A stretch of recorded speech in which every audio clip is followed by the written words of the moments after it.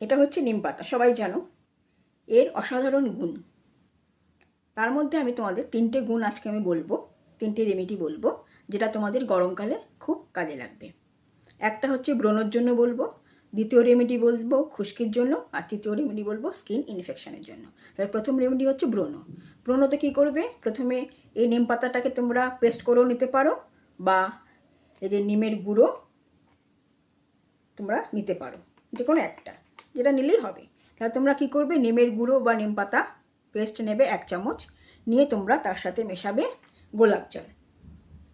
মেশালে তার দুটো মিশিয়ে একটা পেস্ট তৈরি করবে। করার পরে যেখানে তোমাদের ব্রণ হয়েছে সেই ব্রণর জায়গায় তোমরা লাগিয়ে দেবে। দেখবে আস্তে আস্তে ব্রণটা শুকিয়ে যাচ্ছে।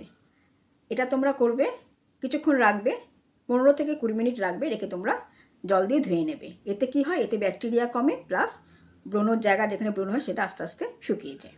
এবার দ্বিতীয় রেমেডি বলছি খুশকির জন্য। তোমরা কি করবে, এই যে নিম পাতা, এই নিম পাতাটাকে তোমরা জলের মধ্যে 5 থেকে 7 মিনিট ফোটাবে।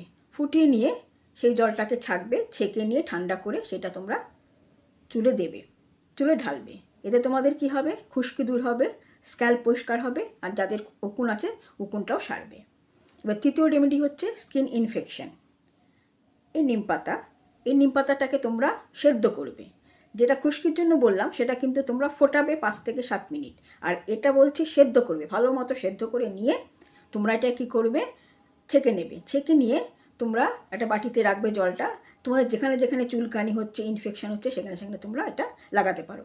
দেখবে দারুণ কাজ দেবে। তোমরা এই 3টে রেমেডি এই গরমকালের জন্য খুবই কার্যকরী। এই 3টি রেমেডি করে দেখো। তোমার যদি এই রেমেডিগুলো পছন্দ হয় তোমাদের, তাহলে আমাকে কমেন্ট করে জানাও। আর আমার এই সুন্দর সুন্দর বিউটি টিপস যদি তোমাদের ভালো লাগে, তাহলে তোমরা আমার পেজটাকে ফলো করে দিও আর ভিডিওটাকে সেভ করে রেখো।